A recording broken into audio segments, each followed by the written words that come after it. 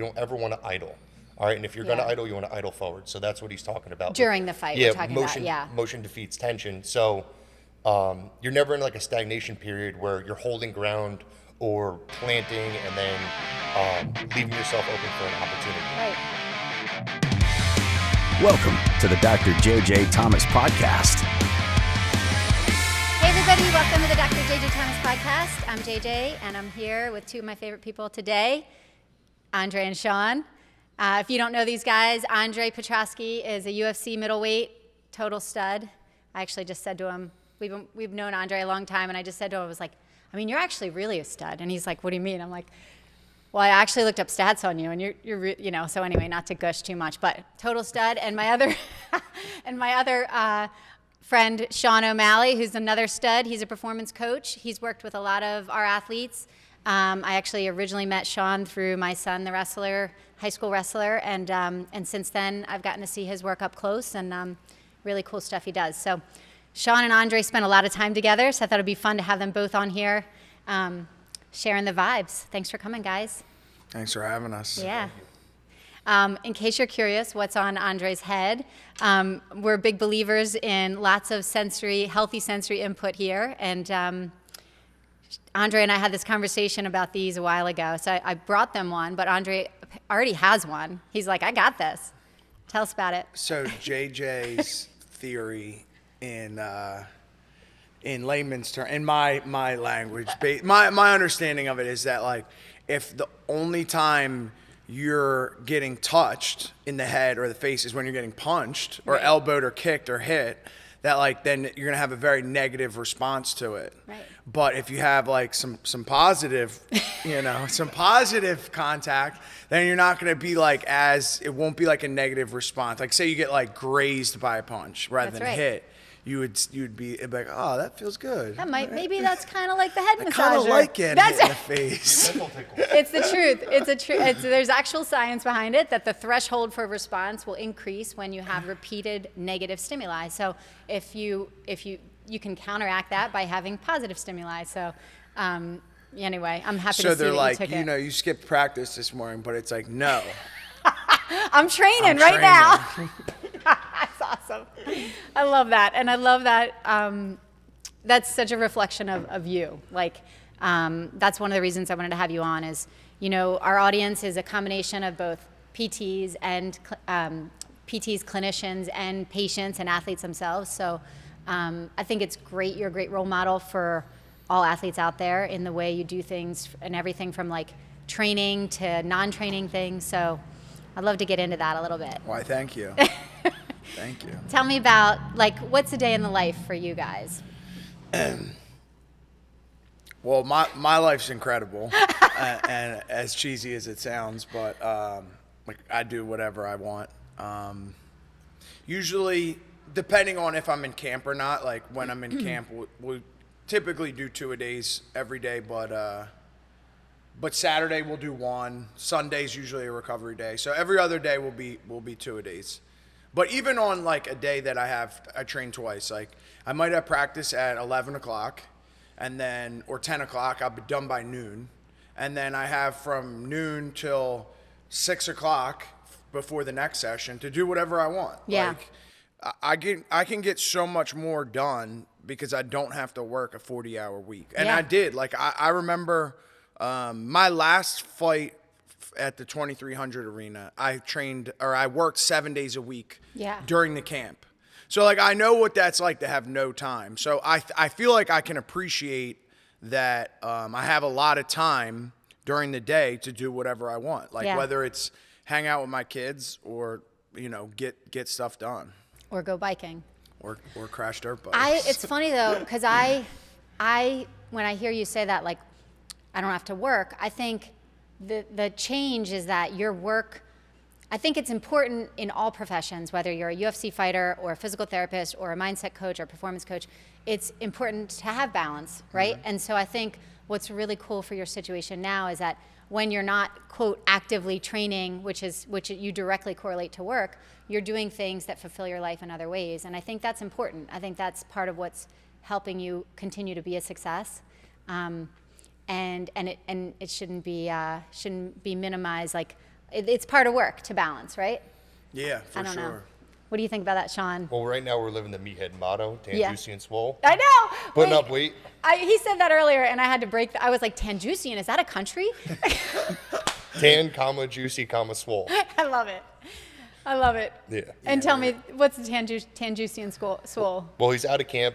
Homeboy loves lifting, so Yeah. we're, and plus he got a fresh tattoo. Yeah. So we're spending a lot of time in the gym. He needed a strength and conditioning coach, so Yeah.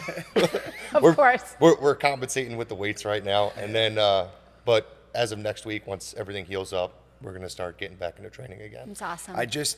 We just decked my whole basement out with new gym equipment. Yeah. Yeah, there was a school in Philly that was getting rid of a bunch of stuff. So we got a squat rack that has the cable pulls. Wow. You do rows and tricep extensions, and then we got a bench. So we got everything now. That's awesome. Yeah. The cable pulls up high? Yeah, Awesome. and low. low. You can Yeah. adjust it? Yeah. Oh. No. There's two. There's one at the top, one Oh, at the high bottom. and a low. Yeah. That's great. Yeah. We're Love turning, that. you ever hear Dorian Yates? No. All right. Well, for every meathead that's watching this, They know. we're turning his basement into blood and guts. Oh, that's All right, great. Temple Gym. That was like where he trained. Oh, that's great. And it's just like some asbestos-ridden I want to come. gross pit. I want to join you guys. So the big thing that we're implementing from Dorian Yates is the 2 working sets. Okay. So every exercise, you only do 2 working sets, but they got to be like 2 failure. Yeah. Nice. So like I'll try to do at least one of those 2 sets will be a drop set, Okay. where it's like completely to failure. Just go. But it's only 2 sets. Yeah. So it's like, You got to get there. yeah, you gotta do it. If So you're putting yeah. volume up, the intensity's super high, and like you're working till pure exhaustion. So you might not be putting up like the most weight, but you're pushing thresholds with like your physical max. That's type 2 fibers. Yeah. Right? Yeah. Like, You put yourself At in that least fight or for your flight major response. major lift. So if you do like let's say it's leg day, you would do 2 working sets to failure for squat or deadlift. You don't have to do it for like A clean. calves or Right, something. right. Yeah, like an auxiliary lift, you wouldn't necessarily go till failure, but that's yeah. cool. Yeah. What, tell me about a week. So you 2-a-days in camp when you're in, wait, do you have any events coming up? No, I just fought. So I had 5 fights in 14 months. I did 6 events. So I did a grappling match also.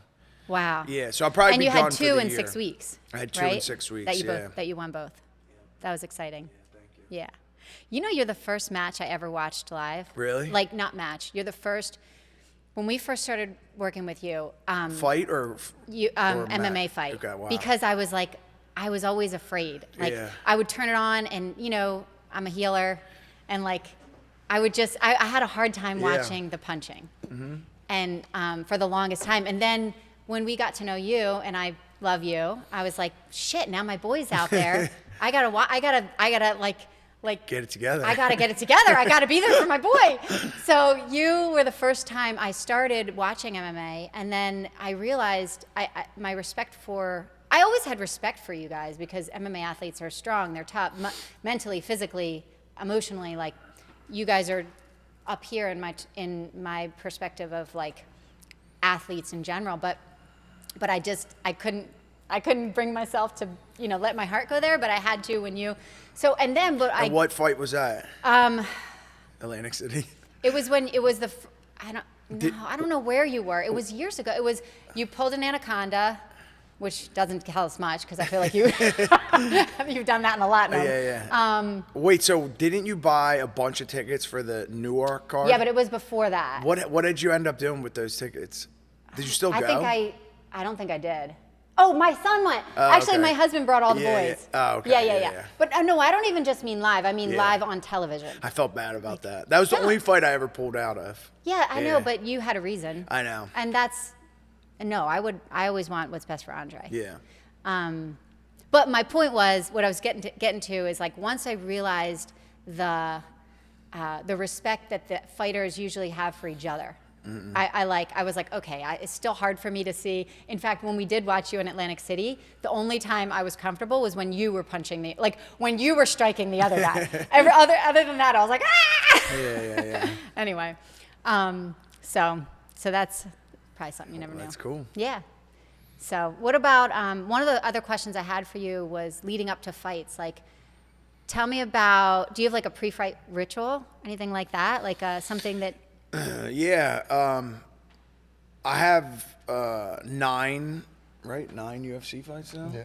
I think we have it pretty much down to. Obviously, the only like variable is like the location, and I guess the time too. But pretty much, from the time we weigh in, we do like there's like a whole rehydration process, which the UFC provides for us. Like they'll make the drinks, which work like way better than anything I've ever done on my own. That's so cool. Yeah, they just load these drinks up with different, like it's mostly like glutamine, creatine, sodium, obviously, and carbs.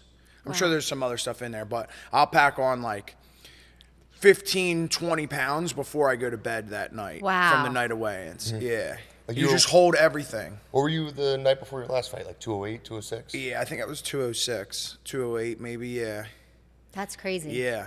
Do you chug that, or like you just... No.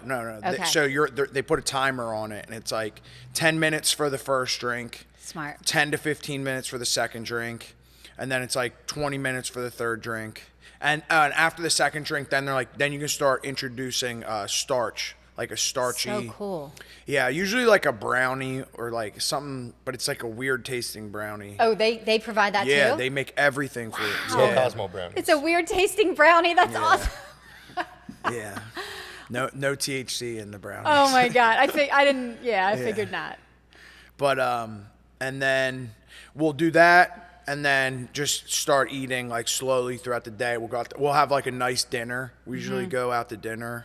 Where did we go? Oh, Texas State Brazil. Yeah, we went to like some Yum. Brazilian steakhouse, the last one. Yeah, which is typically not what you should do. I was going to say, do you find something sits better with you beforehand? Or The recommendation is 4 to 1 carbs per protein. Okay. So like for every gram of protein, you want 4 grams of carbs. Yeah. Which a steakhouse isn't really doing that. No. You're getting way too much protein. Unless you really like the mashed potatoes. Which is what I ended up doing. Yeah. But that was Lockhart, George Lockhart. He has a pretty good program online that breaks down every step from the weight cut to the making weight, to the water loading, to Wow. rehydration, to the eating before the competition. That's awesome. Yeah, he has a pretty good one. But where were we? That was it, really. I was pre-rituals. So Yeah. that's like the actual physical, Wake up the morning of the fight. So this fight was a little different because we fought at 1:30. Yeah. Vegas time was 1:30. Usually we don't You have fight. all day. Usually you have all day. Yeah. So with a 1:30, so we had to leave our shuttle was at 10:30 a.m. Wow. So we had to do the shakeout at like 9 a.m. Yeah. But we were getting up early anyway, just because of the time difference. Yeah. So we did the shakeout at 9 a.m., which is like, my goal is to get my heart rate up for 15 minutes with like low impact. So I want to simulate like what my heart's going to be like during the fight, Yeah. but without beating my body up. Smart. Like I still want to be. You do it with the head massager on next time. And that's usually in between each round. I just, a couple strokes. But yeah, so we do that maybe like maybe 30 minutes total. Cool. And then I'll pack my bag and we'll head over to the arena. And then once we get to the arena, it's just like pretty chill. Like they do the drug test as soon as you get there. Then they'll do then wrap your hands. They usually wrap your hands like an hour before you walk. What else? So all that keeps your Like mind another pretty busy. shakeout, move around for a little bit. You get Kind of just warm. hang out and Hang out. try to get keep it as loose. lighthearted as possible. Yeah. Make Get 'em sure you into- have your cup. Yeah. Yeah. I'm like, shit, I forgot my mouthpiece. Oh my God, I love it. So it's not just high school Yeah. athletes that. What about So I'm picturing the day, and I'm thinking, to me, what sets a lot of athletic achievers apart is the mindset piece. And I feel like so that keeps your mind very busy, Yeah. right? And then you have guys like Sean with you helping kind of subtly. Yeah. Yeah.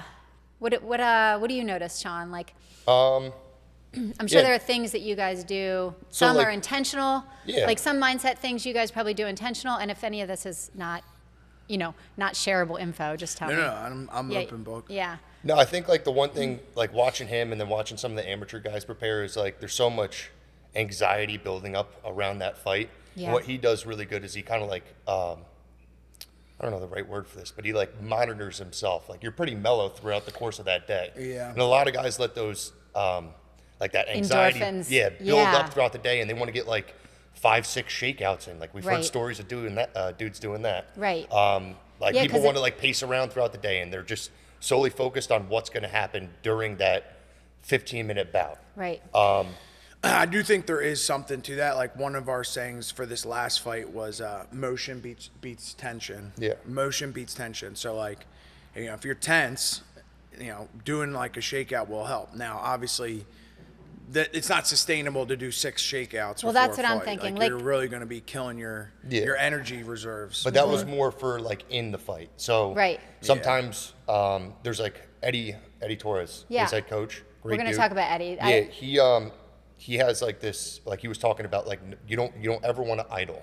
All right, and if you're going to Yeah. idle, you want to idle forward. So that's what he's talking about. During the fight, we're talking about, yeah. Motion defeats tension. So you're never in like a stagnation period where you're holding ground or planting and then leaving yourself open for an opportunity. Right. So or even just mentally giving Yeah. them a chance to catch up to what you're next. Like I see that. Yeah, I so- see that in wrestling a lot. When it comes to the mental part, I think that I always tell amateurs, like all the amateurs in our gym, the same thing. It's like the more you do it, the more comfortable you'll get. Yes. So you get like, you're getting ready for a fight, you get nervous, your cortisol, whatever physiologically happens Yeah. to you. But like the more often you do it, the less your cortisol is going to get released, Yeah. or the less or the more you're going to be like, like I've done this before. You know what I mean? Like the more comfortable you'll get. So, I've been competing wrestling. Sean's been competing wrestling since we were little kids. Yeah. That helps. It does. But I still get nervous. Like I have 10 fights in the UFC, and I'm like, I know pretty much everything that's going to happen on the day of the fight. Yeah. I know everything that's going to happen leading up to the fight. And like for the most part, like I know what's going to happen in the fight, but yet I still get like, Yeah, but I think that drives us. Yeah. for sure. Nothing really gets me going like fighting. Yeah. At least that I've noticed. Yeah. Nothing like really. Yeah, nothing gets me going like Nothing fighting. hits it It quite the changes same. changes my mindset. It changes like how I feel every day. Like, yeah. I have 2 questions leading off that. One is knowing that you came out a wrestler, like Yeah. you wrestled all your life and then into college, and then how did your mindset and like pre-competition rituals change through the course of like when you were younger? 'Cause I see a lot of younger and high school and college age athletes, and I'm Yeah. just curious. I've seen my own high school athlete change Yeah. the way he approaches like just those few minutes right before the match. Yeah. Have you changed Over time. over time? And maybe you haven't. I don't know. I think there's been, from wrestling to fighting. I'll start from the beginning. Yeah. From wrestling, I don't know if I really got nervous for wrestling. Not nearly as much as I do for fighting. Okay. Yeah, wrestling was like, I don't know. I think part of it is that we did it every weekend. Like if Yeah. you have a match every weekend, so you get so comfortable. With fighting, it's like you train 6 to 8 weeks and then you fight. Like, Yeah. it's just not Also, as, it's your job now. Yeah. Like also there's There's a money lot on the more on line. the Yeah, line, exactly. yeah. Not to be, but I think that in wrestling, a lot of the pressure is just pressure we put on ourselves. Mm-hmm. But you're right. In fighting, it's like you lose, and then like you get people messaging you like, Yeah. "You lost me fucking 30 grand right. last night. Right. Like, Well, that go kill yourself." And actually, I think you said this, and I missed Yeah. the point. You also, it's not like you fight every weekend. Right. So like you spent training camp preparing Yeah. for this single. the anticipation Yes. builds up. And then you're going to have to wait Yeah. again and train again for the next one. So Yeah. I guess that also, like, that makes the stakes higher. The one thing I will say is though, I struggled with substance abuse when I was an amateur. Yeah. So, fast forward, I got clean, and then I was able to go pro. Yeah. Because a big part of going pro is you get drug tested. Yeah. So, competing completely so clean and sober Yeah. is a whole different ball game than going into a fist fight when you're on a substance. Really? Yeah, for sure. Yeah, when I was an amateur, like I don't ever remember getting nervous or really feeling like I don't know. Yeah. I was just a It's funny because messed up kid. I missed that post. You posted about this, Yeah. and I had missed it. I Yeah. didn't see that when you, for whatever reason, Yeah. I didn't see that one. And I saw that. I never actually knew that about you. But I saw in your post, like, I prayed and prayed for Yeah. God to give me another chance Yeah. to fight. And I was like, that's awesome. That's really cool. Yeah. And I feel like you still live by that. Like Yeah, for sure. Every day, you live your life that way. My relationship with God is definitely important to me. I try, like, in general, Yeah. like, not just with my relationship with God, but, like, with people in general. I try my hardest not to forget, like, when people do stuff for me. yeah. Like, in general. So, like, with God, obviously, you know, he really really saved my life. Yeah. But with everyone that has helped me get to where I'm at today, I think it's important to me that I don't forget that. Yeah. Yeah. I mean, I have a strong faith too. I don't talk about it a ton, but I feel like God is present in lots of different, in everyone you meet, Yeah. in some way, shape, or form. Yeah. And you talked about that too when I had you on, just with your performance coaching stuff. Yeah, and then to piggyback off that, like seeing him before his fights, and you could add on this, is like he looks super grounded and like appreciative of what's going on leading up to that fight. Yeah. It's like it's not a solo. You're solo at that 15-minute mark, like for that bout.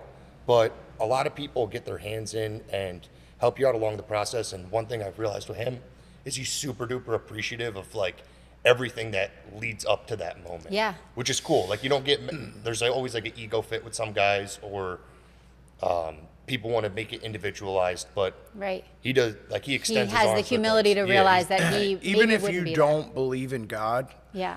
like, and you want to approach everything from like just a scientific approach, like Yeah. you don't have any belief in God. The scientists will even say like you cannot experience gratitude and fear at the same time. So if you that. if you just want to approach it from a scientific a scientific point of Yeah. view, like if I'm grateful and I walk into this fight like, wow, like I get the opportunity to fight another human being, which I love to do, which Yeah. it's all in our nature. We all want to, like at some point want to be able to fight. Like, Yeah. And I get paid a bunch of money to do what I love. Yeah. And it allows me to have this life where from 12 to 5, I can do whatever I want, whether Yeah. it's hang out with my kids Yeah. or crash a dirt bike. Like if I go into the fight with that type of mindset, Yeah. like I'm not going to be nearly as afraid. Yeah, you're not gonna Yeah. you're not gonna be fear driven. I love that. You have gratitude in your like sequence of Yeah. right? Yeah. Can you tell me that again? Yeah, so like it kind of piggybacks off his point too. Is like with the whole fear and gratitude, like having gratitude or fear as a single thought process. Yeah. And when you're going through, let's say, everyone has those like turmoil periods where they're maybe having a negative self-belief or contradict their own thought, or maybe they just have something in their personal life that is dragging them down. Actually, just started, I was like writing this down last night, and it's like, I am grateful for what is. Yeah. Okay, and I am grateful for what is. That means like, although everything that happened in the past and is going to happen in the future, despite the circumstance of what's going on in those bookended periods, right now I could actually appreciate what's going to happen, Yeah. or what's unfolding in front of me. And watching him step into those octagons, he's in absolute limelight or appreciation of those moments. Like you can see it in his eyes, you can see it in his demeanor. Yeah. He doesn't walk in there all slouchy. He's not contradicting himself or having being self-absorbed in his own thought. He's not thinking about what happened last week or if he feels shitty or if he has an injury. He's just purely driven in the moment, and Yeah. he's grateful for what is happening. All right, what's going on right in front of him. Love that. And that's something that like is awesome to see, especially like being a part of his training camps and helping him out as much as I can. He's super driven, not only from like being grateful or appreciative of what's going on, but extending or giving his energy. Yeah. Yeah. Let's talk. That's funny yeah. because I was thinking about this earlier. It's like, obviously I know Sean a little bit deeper because he's my coach. We've worked together for the last couple fights, become good friends. But when Jonathan Webb was like, oh, who's coming out to fight week with you? And I said, Sean. He's like, and he didn't know Sean at the time. Yeah. And he was just like, oh, he's good energy. Yeah. He's like, he's good to have on fight week. He's good energy. That's right. It's like, so you get the guy that like doesn't know Sean at all. Yeah. And he's like, oh, he's good energy. To me, can- I've worked with him, so I know all he can bring to the table. Yeah. And I think people with good energy spot that quickly, right? I think in general, like people who don't necessarily, I think it's actually everyone spots it, but especially people who know that level of excellence. Really, it's an excellent thing. Yeah, and it's also a drain to have people that aren't good energy. Yeah, I mean, So we talk about this all the time. Even just down, I'm not a UFC fighter, but when I used to work out at a gym near people, if somebody had bad energy, I would move. Like you can just feel it. Yeah, it's like I didn't soul-consuming. even. What's that? It's soul-consuming. It is. It's Yeah. crazy how you can just feel it. On that note, I did want to talk about Team Tano. Yeah. And the energy you guys have there, because I've been there. It's a super special place. I've been there a lot. I'd like to be there more. But yeah, talk a little bit about like it's really a family there. That's one of the things that I was so impressed by is everybody there, has that energy. They work their butts off. They have great hearts. They care about each other. Tell me about how you guys cultivate that and a little bit more. I think it's like more of a like a family style gym than like it's not like, although me and Pat do train there, it's not like a gym where like UFC fighters are like leaving their stinky shit everywhere and like cursing and stuff like that. It's more of like a family environment type thing, but and like a lot more kids. But at the same token, like he does have UFC fighters like teaching and high level guys coaching and teaching at the gym. I know. And I think for me, I guess what I'm getting at is one of the things that stands out to me about high performers is that they choose to spend their time around people who share values. And I think that's what Team Tano says to me. It's like you guys have a shared value, not just of the love of the sport, but of like the way you're going to treat each other and the way you're going to train and the way you're going to show up. I mean, I know you guys have like barbecues on Sundays and your Sunday recovery day. You do lots of things together, bonding, which is so cool. So And that's like one thing, like you said, values.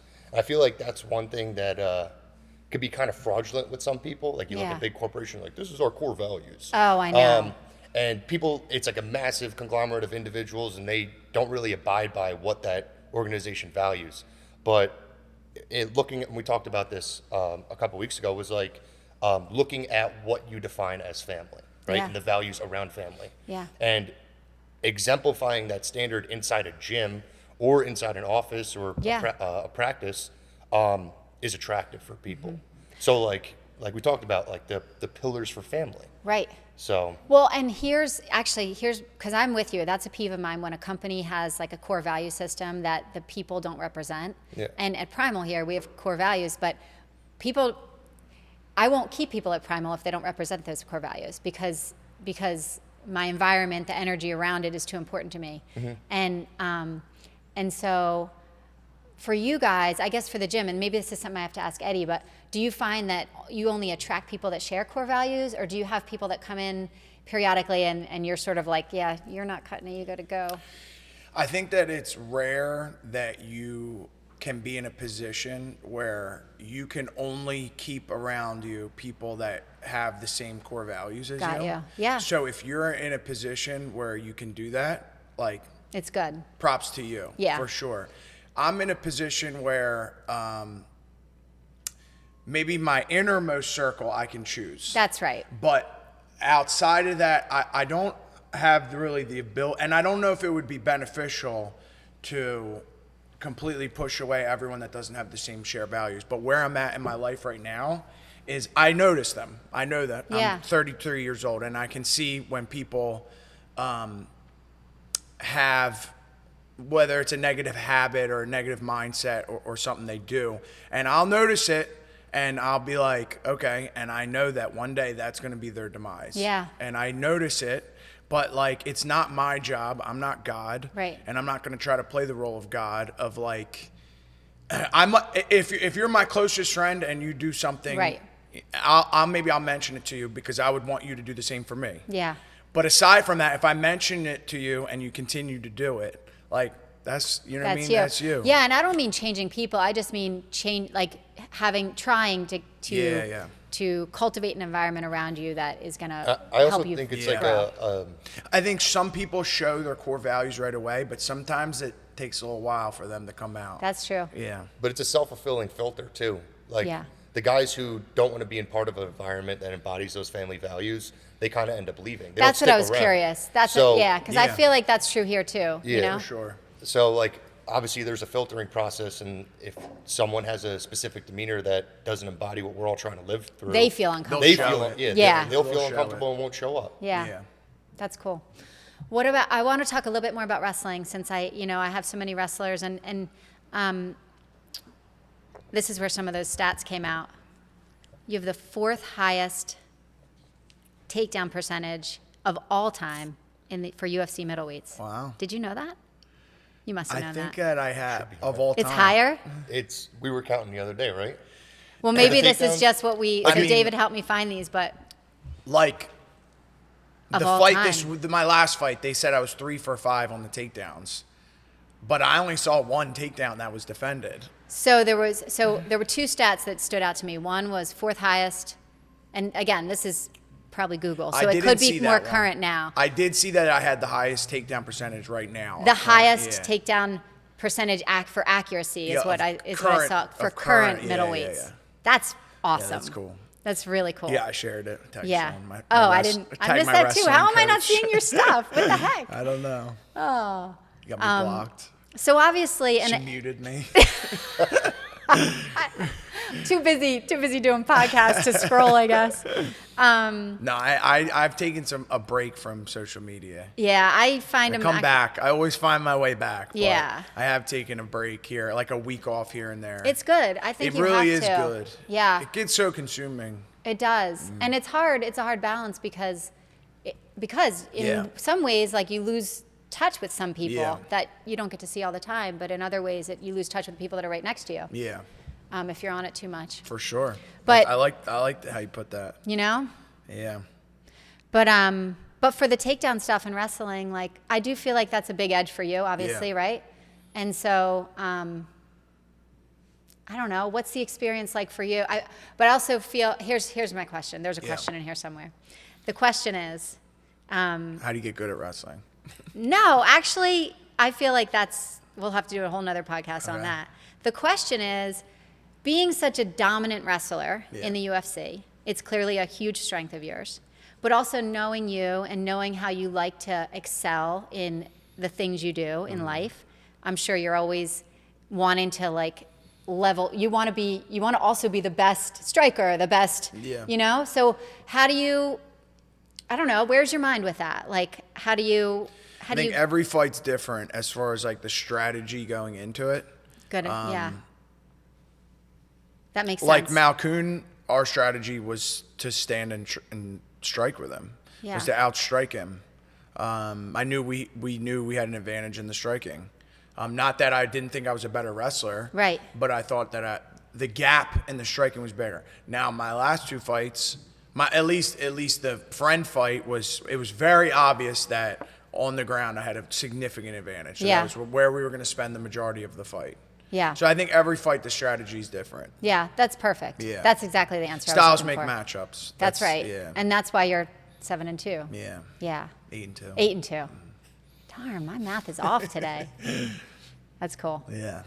How's the UFC changed over the last, since 2018 is when you started? No, I got into the UFC. I think I was on the Ultimate Fighter in 2020. Oh my God, I can't believe I forgot to mention that. I never saw that. I didn't even know you were on it Yeah. until I started. Yeah. That's cool. Yeah. All right. It was a really worthwhile. Honestly, it made my career, and it was a worthwhile experience for sure. That had to have been crazy. It was really cool. How long was that? It was 7 weeks total. No phone, no TV, no internet. I'm gonna. No I have to radio. watch it now. I can't No believe radio. I can't believe I didn't know that. Yeah. Yeah. I Yeah, it missed was that. interesting. I fought first. So, for those who don't know, you get in a house, and there's 2 weight classes, and you guys fight in a tournament over a 7-week time. And you live in the house, you train. The coaches are the 2 coaches are UFC fighters, and on the final season, those coaches fight for the title. Oh my God. So for my season, it was Brian Ortega, who was my coach, and Alex Volkanovski. That's so cool. Yeah. So I trained under Brian, which was incredible because his jiu-jitsu coach is Henner Gracie, which was like, he opened my eyes up like so much as far as, and Brian talks about it all the time too. It's like you get so spoiled with Henner. Yeah. That it's like you don't want to learn from anyone else. Just after to like that. the intricacies of what you're doing. He's so like, and Henner will talk about it too. He's like, when I was growing up, we spent 50% of our time learning the technique. That's So awesome. we spend 30 minutes learning a double leg takedown. That's awesome. The next 30 minutes we would spend learning how to teach that double leg takedown. He's like, because my dad knew that without being able to teach this, we would make no money. That's right. So they're just so good at teaching. Like I have terrible ADD, and he kept my attention the whole time. Yeah. He just right here, like this is where I want the wrist. Yeah. Like, he's so good at just keeping your attention the whole time. Everything's step by step, organized. He gives it to you one slice of pizza at a time. That is awesome. He's really good, yeah. So like I said, I fought first. I was the first fight. As soon as they picked the teams, they circled us all up, and Brian was like, "Who wants to fight?" And I was the only one that raised my hand. Because I'd watched Ultimate Fighter a bunch growing up. Yeah, so how did that happen? Like, how did you get on the show? Well, I'll come back to that. Okay, I'll come back finish. to that. So I had watched the show before a bunch of times. So I knew that, if you win the first fight, you're going to fight again in 6 weeks. Got it. Or in 5 weeks. So I was like, I want to have that time between as much time as possible. Right, rather between my than first- fight last. So I was the first one to raise my hand. That's awesome. He was like, "Oh wow, like this dude come here wants to fight." He's like, "Pick who you want to fight," and I was like, so then I got the first choice. So I fought first. I fought this kid from Alaska, Aaron Phillips. He's a good kid, but I heard in an interview he was talking about how he like taught himself jiu-jitsu with YouTube videos. Oh no. And I was like, Oh no. You're like, oh, poor guy. Wait, you "I'll heard? be healthy for the semifinals, baby. Let's go." That's amazing. I was like, I want him, the guy that learned jiu-jitsu on YouTube. No, that's he's so actually funny. doing better now. He moved. Well, there's not much opportunities in Alaska, Yeah. so he moved to Texas and joined like a good gym. So he's Like doing better Austin? now. Yeah. Cool. But yeah, so I fought him first round, and then I had 6 weeks off. So circling back to the original point. Yeah. So 6 weeks I would go there every day, and Henner Gracie, and I asked him before, I was like, how much would it cost me to get you to come do a seminar in Philadelphia? And he was like, I would need at least $150 a person, at least 100 people, and it'd have to be he was like 35 grand. He's like, that's what I get to do a seminar. Okay. And I got him every day for 2 hours, like Wow. by myself every day. Right? So amazing. He would come in every day and he'd be like, who wants to work today? And half the kids were I got to get on the treadmill. I got to cut weight. I got fights this week and I got to cut weight. Then there was a couple guys that were hurt. Yeah. They're like, I'm hurt. I can't do anything. So I would be the only person like, me again. I'm ready. So he would just give me 2-hour privates. I learned my whole front headlock series from him. That I is learned so cool. back escape from him. Like, dude, I learned everything from Henner in that 6 weeks every day. That's really cool. Yeah, and he taught me a lot about like how he like earned his business, how he started his businesses, different companies, different like, dude, that guy is special. That's really cool. Yeah, he's special. And then when I got done the Ultimate Fighter, I read his book, 32 Principles. Yeah, I didn't read that. Really good. I Okay. recommend it for sure. I'm on it. Yeah, and it's like different principles that apply not only to jiu-jitsu, but like in life. Everything. Don't you think Yeah. every theory is can be crossed, like If I teach you a technique, cross-trainable? that technique only works in like certain situations. Right. But if the theories, the fundamentals, Yeah. like can be applied to different techniques. 100%. Yeah.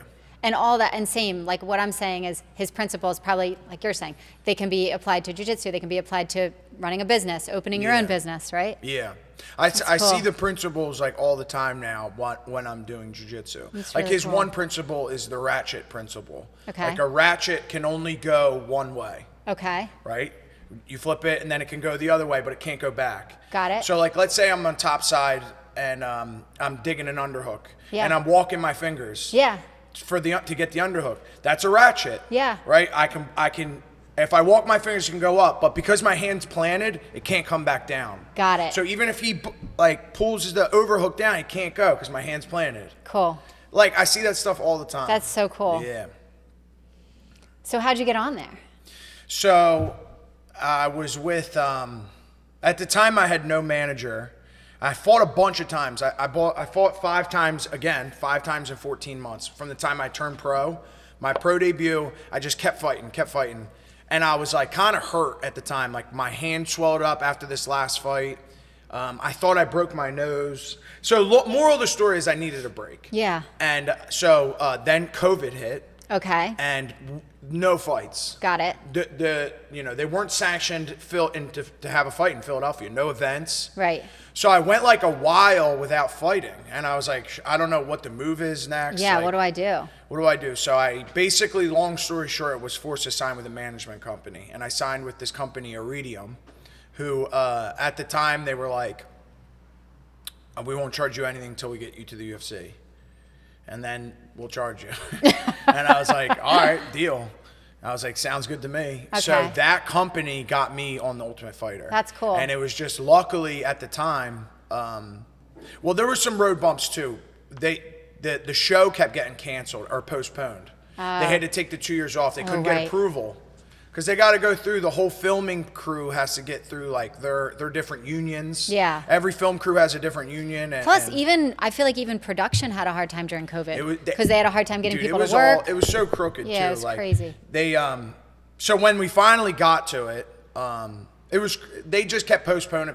I ended up taking another fight, but then they came back and they're like, no, it's official now. We're gonna do The Ultimate Fighter. This season, it's your weight class. I was like, all right, perfect. That's so cool. I know. I can't wait to watch it.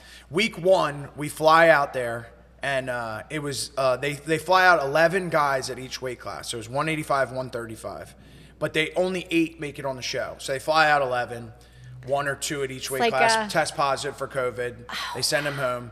Then you do like your medicals the whole week, but you're quarantined in a hotel room by yourself for a whole week. Oh God. A whole week. That's I was a going lot. crazy. Prison. That is prison. Dude, it was crazy. We got out for 1 hour a day. Are you kidding me? It was terrible. It was Wait, terrible. how did you exercise? They gave us 1 hour, so I'd run down to the brand new Raiders That's not Stadium. even. You exercise way more than that. Like 1 hour. I would run down to the Raiders Stadium, do sprints, and then come back. Did you do stuff in the room? You had to. Yeah, I was going nuts. Oh my like, God. Nuts. For a whole week. And then after that week, they sent 2 or 3 guys from each weight class home. And then they announced, they said, make sure you watch the fights tonight. It was like a Saturday. And they announced it? They announced it on the TV. Oh my Yeah, God. who made it.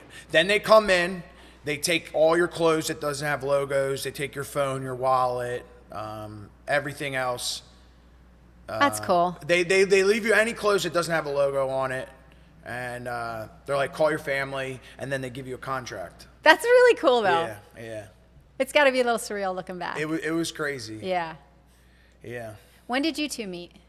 Like a year ago, right? Well, we like trained a couple times before. Yeah. When Daniel had his old gym in the basement on American Street, we trained with Miles, right? Yeah. I went back and I found a picture of it. That was before I was in the UFC, so that was probably like 5 years ago. Okay. But he was in college, so he went back to college to wrestle. Got it. Fast forward however many years, 3-4 years, he came back to Eddie's to train, and we trained the one day. I actually trained with your brother first. Yeah. I trained with Mickey Danny? No, first. that's when Oh. I came in Mickey. when I had the ankle surgery, and you were training with Mickey. I was sitting on the side the whole time. I don't remember that. He was double overthrowing everybody. You must not have been big back then. No, I wasn't. Because you would have remembered. Because I would have remembered. Yeah, that's funny. You weren't on the. He wasn't big enough to catch my radar. The Tanjusen. And juicy and swole. Tanjusian. He had the tan part, but not the swole. So I trained. Yeah. So long story short, I ended up training with Sean, and then Eddie was like, "Yeah, we should use him for this camp." And Eddie says that all the time. Guys never come back, but Sean stuck around. Sean kept coming back. Yeah. Sean's a loyal bird. Sean's a good guy. Yeah. What about so? We're wrapping up here. Last couple questions I had for you is, I guess, advice for anyone looking to excel in either their sport or their business or Sean. All right. Like with fighting? So Fighting or wrestling or anything. anything, like really, I mean, yeah, well, let's do both. Let's say All right. I guess here I could frame it this way for you. Like when you meet with an athlete for the first time, what things go? Sorry. All right.